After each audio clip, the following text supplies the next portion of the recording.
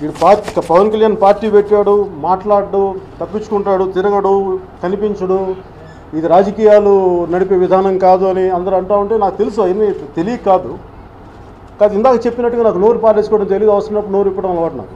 అలాగే ఈ మధ్యన కాంగ్రెస్ నాయకులు, నాకు రాజ్యసభ సభ్యులు వి హనుమంతరావు గారు కూడా నా గురించి ఇట్లాగే అన్నారు, కరప్షన్ గురించి మాట్లాడుతున్నావు కదా, ఇలాంటి సమయంలో క్యాష్ ఫర్ ఓటు విషయంలో నువ్వు మాట్లాడాలి కదా, ఎందుకు మాట్లాడలేదు అని ఆయన అన్న విషయం కూడా నాకు దృష్టికి వచ్చింది. అంటే నాకు ఏమనిపిస్తుంది, ఇలాంటి విషయాల్లో మాట్లాడాలి అంటే కాంటెంపరీ పాలిటిక్స్లో నీతి నిజాయితీలకి సాధ్యమని అనిపిస్తుంటుంది.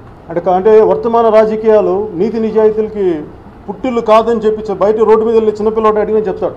అంటే కామెంట్ చేయాలి, ఇప్పుడు ప్రస్తుతం ఒకళ్ళనొకళ్ళు కామెంట్ చేసుకునే విధానం చూస్తుంటే తన కంట్లో దూలం పెట్టుకొని ఎదురోడి కంట్లో నలిసించినట్టుగా ఉంది. ఇక్కడ తేడా ఏంటంటే ప్రతి వాళ్ళ కంట్లో దూలాలే ఉన్నాయి, కాబట్టి చిన్నవి పెద్దవని తేడా అంతే తప్ప.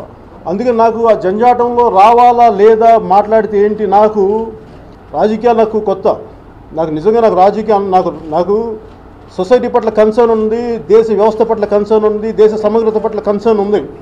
కానీ ఇవన్నీ కలిపి నన్ను ఎలా పడితే అలా మాట్లాడనివ్వకుండా చేస్తుంటాయి.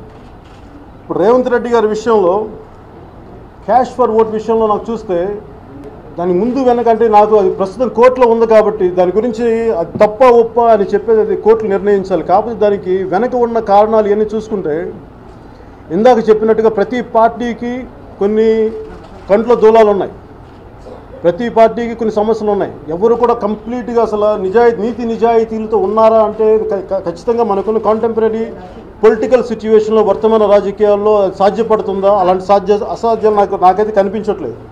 కాకపోతే ఉన్నవి వీంట్లో మనం సర్దుకొని వెళ్తూ ఉండాలి.